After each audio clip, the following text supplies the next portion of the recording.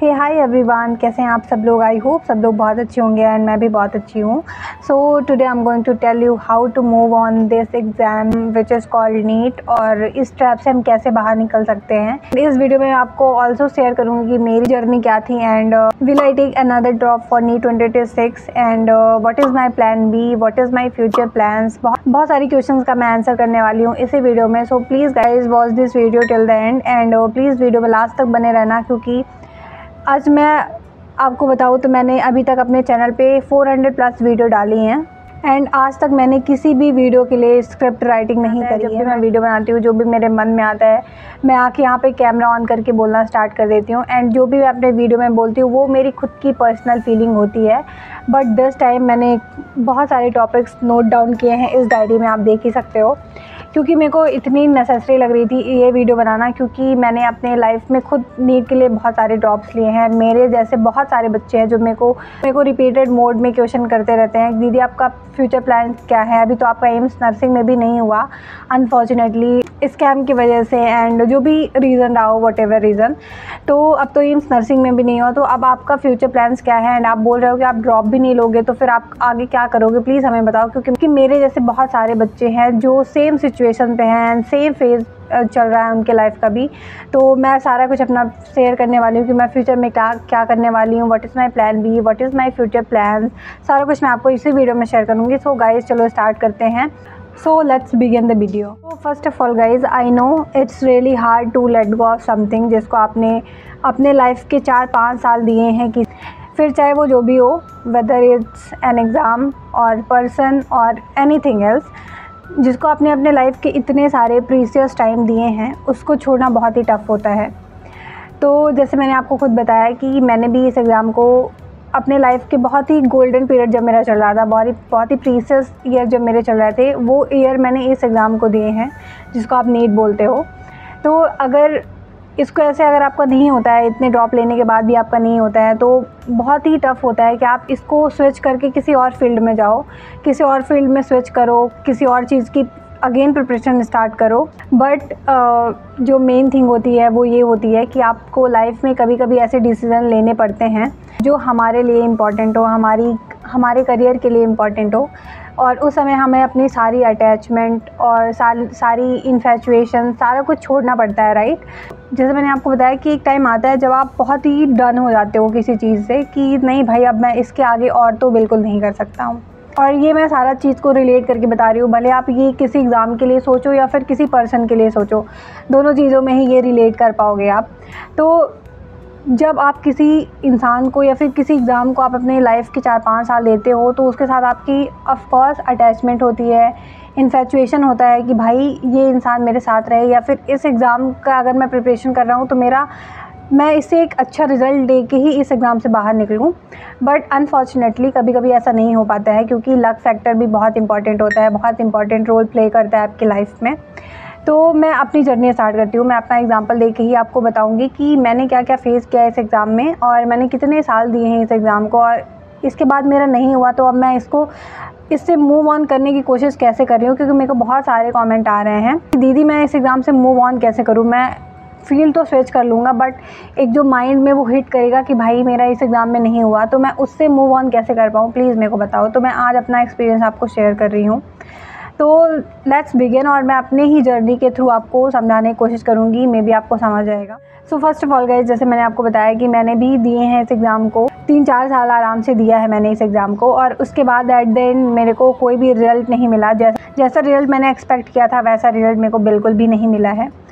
और इसका मतलब ये नहीं कि मैं अब इस एग्ज़ाम से चिपा के जाऊँगी कि नहीं मेरे को करना ही है, क्योंकि आपको पता है कि एक टाइम ऐसा आता है जब आपका टाइम भी वेस्ट होने लगता है। एंड जब आप बहुत सारे ड्रॉप ले लेते हो ना, तो आपके साथ क्या होता है कि आपकी जो ड्रॉप्स होते हैं वो आपके ईगो में आ जाते हैं। फिर आपको एक टाइम पे लगता है कि भाई भले मैं MBBS नहीं करूँगा, बट मुझे ये पेपर निकालना है एंड सबको प्रूव करना है। क्योंकि 2-3 साल जब मेरा नहीं हुआ, तो मेरा जो पर्सनल है, मेरे को कभी भी ऐसा बहुत फैसिनेट नहीं करता था कि मेरे को डॉक्टर बनना है। पता नहीं मैं कैसे ही इस एग्ज़ाम में आ गई, I don't know.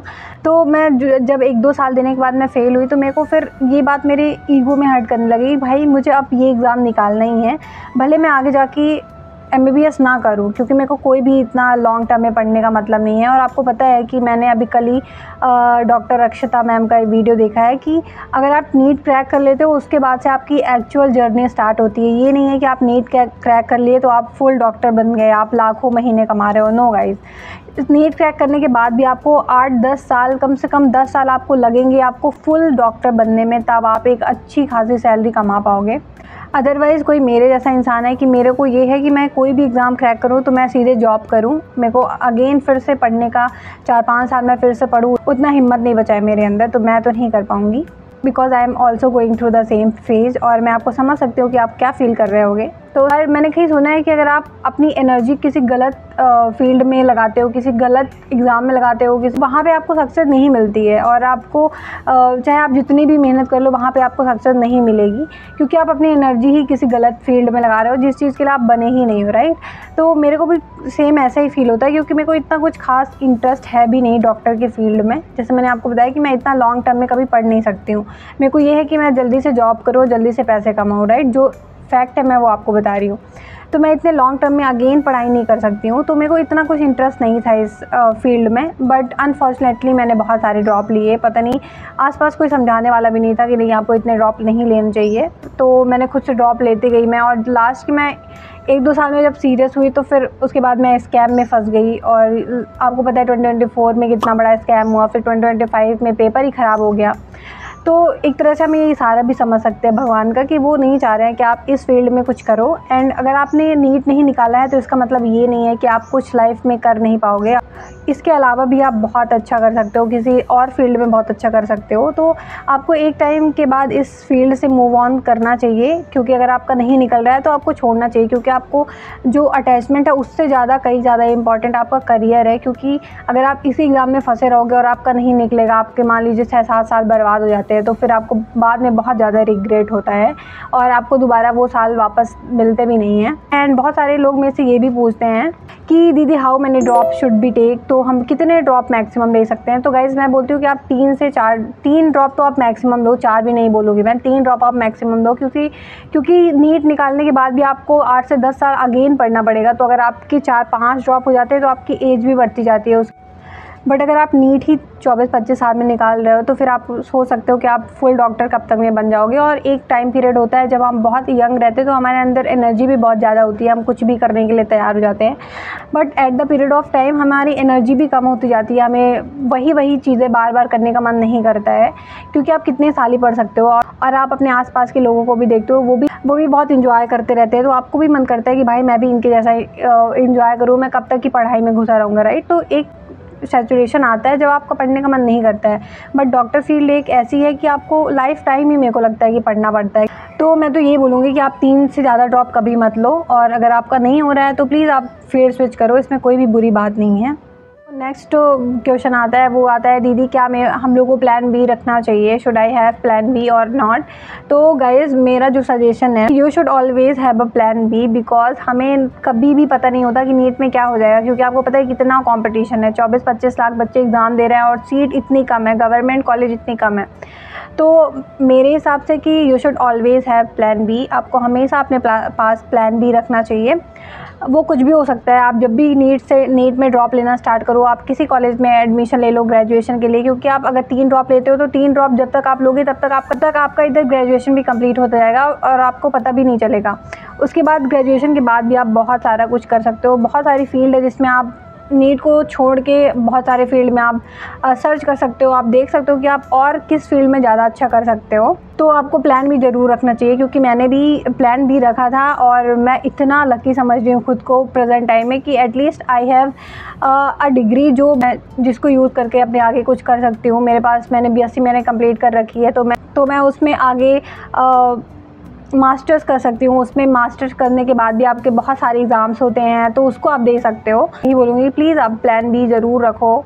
So next आपका जो बहुत बड़ा क्वेश्चन है, मेरे को डेली 2-3 क्वेश्चन तो आए जाते हैं, ऐसे कमेंट तो आए जाते हैं कि दीदी what is your future plan, क्योंकि आपको पता है कि मेरा एम्स नर्सिंग में भी नहीं हुआ है, नीट में भी मेरे ज़्यादा अच्छे स्कोर नहीं आएंगे कि मेरे को कुछ भी मिल सके नीट में भी। तो मेरा फ्यूचर प्लान यही है गाइस, जो मैंने आपको बताया कि मेरा बीएससी कंप्लीट है, तो आगे मैं मास्टर करने का सोच रही हूँ, एमएससी करने का। और किसी एमएससी किसी एक स्पेसिफिक सब्जेक्ट से होता है, तो मैं जूलॉजी में या फिर बॉटनी, दोनों में से किसी एक में एमएससी करूँगी। उसके बाद जब आप एमएससी कर लेते हो, पीजी कर लेते हो, अपना कंप्लीट कर लेते हो, तो उसके बाद भी बहुत सारे एग्ज़ाम्स होते हैं जो आप दे सकते हो। नेट का एग्ज़ाम होता है, एंड आप बीएड कर लेते हो तो टेट का एग्ज़ाम होता है, आप टीचिंग फील्ड में जा सकते हो। और तो अभी मैं यही सोच रही हूँ, यही मेरा फ्यूचर प्लान है गाइस। एंड जो आपका नेक्स्ट बहुत बड़ा क्वेश्चन है वो ये है कि will I take another drop for NEET 2026। तो गाइज़ इसके लिए मैं आपको क्या आंसर दूँ? अभी तो मेरा आंसर बिल्कुल नो है। नो मतलब नो, मैं कहीं से कहीं तक नहीं सोच पा रही हूँ कि मैं अनदर ड्रॉप लूँगी फॉर नीट 2026, क्योंकि मेरे माइंड में ही नहीं आ रहा है कि मैं एक और ड्रॉप लूँ, क्योंकि ऑलरेडी मैंने बहुत सारे ड्रॉप ले लिए हैं एंड मेरे को बहुत सारा फेलियर सामना कर चुकी हूँ। तो मैं एक और फेलियर आई डोंट थिंक कि मैं डाइजेस्ट कर पाऊँगी, बर्दाश्त कर पाऊँगी, मेरे से नहीं हो पाएगा guys. And one more thing guys, जिस दिन मेरे को ये फ़ील होगा कभी भी किसी भी पॉइंट में मेरे को अगर ये फ़ील हो गया कि नहीं मेरे को एक और ड्रॉप लेना है for NEET 2026, yes I haven't give my 100%, अगर ये सारे थॉट्स मेरे को कभी भी किसी भी पॉइंट पे अगर हिट करेगा तो मैं तुरंत उसी दिन ड्रॉप ले लूँगी फॉर नीट 2026। और मैं आप लोग को भी जो हमेशा सजेस्ट करती हूँ कि आप लोग हमेशा अपने अंदर का सुनो, क्योंकि आप खुद से कभी भी झूठ नहीं बोल सकते हो। भले आप दुनिया से कितने भी झूठ बोल लोगे, अपने पेरेंट्स से झूठ बोल लोगे, बट आप खुद से कभी झूठ नहीं बोल पाओगे। और जो आप खुद से अपने मन की जो आवाज़ सुनोगे ना, वो हमेशा ट्रू होती है। तो अगर मेरे अंदर कभी भी आएगा कि मेरे को एक और ड्रॉप लेना चाहिए, मैंने अभी 100% नहीं दिया है इस एग्ज़ाम में, अगर मैं एक बार और अच्छे से अपनी पूरा 100% दे के मेहनत करूँगी तो मेरा हो जाएगा। तो अगर मेरे को कभी ऐसी फीलिंग आई तो मैं एक ड्रॉप फिर से ले लूँगी। एंड एट द एंड आपका ड्रॉप काउंट भी नहीं करता है, आपका एक बार सिलेक्शन हो जाता है तो फिर आपका सब सिलेक्शन नहीं पूछते, आपका ये कभी कोई नहीं पूछता कि आपने कितने ड्रॉप लिए थे, राइट। बट हाँ, आपके अंदर एक ये कैपेबिलिटी भी होनी चाहिए कि आप नीट निकालने के बाद भी 8-10 साल पढ़ने के लिए तैयार रहोगे, उतना आप कैपेबल हो कि हाँ नीट निकल जाएगा, उसके बाद भी मैं 8-10 साल पढ़ सकती हूँ, तो फिर आप ज़रूर ड्रॉप ले लेना। और जैसे मैंने आपको बताया, अगर मेरे अंदर से कभी भी आएगा ऐसा कि हाँ मेरे को ड्रॉप लेना चाहिए, तो मैं ज़रूर ड्रॉप लूँगी। और इसी चैनल के थ्रू मैं आपको बताऊँगी भी कि हाँ मैंने ड्रॉप ले लिया है एंड अगेन मैं नीट 2026 के लिए प्रिपरेशन कर रही हूँ। सो अगर ये फीलिंग कभी नहीं आई मेरे अंदर से कि मुझे और ड्रॉप लेना चाहिए, तो I won't take a drop, मैं फिर से ड्रॉप कभी नहीं लूँगी एंड मैं फील्ड ही स्विच कर दूँगी। और मैं आगे क्या करूँगी आपको इसी चैनल के थ्रू पता चलेगा, राइट। गाइस यही थी एक वीडियो, छोटी सी वीडियो थी। और मेरे को एक और कमेंट आया था कि आप मेरे को ये बताओ कि मेरा एम्स नर्सिंग में तो नहीं हुआ है, पर मैंने जीएनएम का फॉर्म डाला था, तो क्या मैं जीएनएम का कर लूँ? तो या गाइस आपको कुछ भी मिल रहा है, ये जो अभी एरा चल रहा है ना, और ये बहुत ही स्कैम भरा चल रहा है। आपको पता है हर एग्ज़ाम में स्कैम हो रहा है। आप कहीं भी किसी भी एग्ज़ाम में जाते हो आपको स्कैम तो ज़रूर ही मिलेगा। आपको अगर कुछ भी मिल रहा है इस टाइम पीरियड में तो प्लीज़ आप उसको लो। कोई भी जॉब छोटी नहीं होती, क्योंकि जीएनएम भी मैंने सुना है वो अच्छी होती है, तो आप कर सकते हो, राइट। सो या गाइस यही थी एक छोटी सी वीडियो, और मैंने आज पूरा प्रॉपर नोट डाउन किया था कि मेरे को किस टॉपिक पे बात करनी है। आई होप आपको ये वीडियो पसंद आई होगी। और आप देख सकते हो कितना ज़्यादा पसीना चल रहा है, क्योंकि अभी मैं बाहर बैठ के बना रही हूँ। अभी दोपहर के 2 बज रहे हैं एंड ये वीडियो आपको कल मॉर्निंग में आई थिंक मिल जाएगी। सो यार thank you so much guys. And मेरे को बहुत सारी कमेंट्स आ रहे हैं कि आप काउंसलिंग भी स्टार्ट करो, तो जब भी नीट का रिजल्ट आएगा उसके बाद मैं काउंसलिंग स्टार्ट करूँगी। सो यार thank you so much guys, thanks for watching this video. मिलेंगे हम नेक्स्ट ब्लॉग के साथ, तब तक के लिए बाय। एंड प्लीज़ मेरे को कमेंट सेक्शन में सजेस्ट भी किया करो कि आपको किस टॉपिक पे वीडियो चाहिए, तो मैं उस टॉपिक पे वीडियो बनाना प्रेफर करूँगी। एंड ये टॉपिक भी मेरे किसी सब्सक्राइबर ने ही बोला था, तो कि प्लीज़ आप बताओ कि हम नीट से कैसे मूव ऑन करें। तो दैट्स व्हाई मैंने अपनी जर्नी शेयर की एंड मैंने आपको बताया कि आपको कैसे मूव ऑन करना है, राइट। सो यार thank you so much guys, thanks for watching. तो मिलेंगे हम नेक्स्ट ब्लॉग में, तब तक के लिए बाय।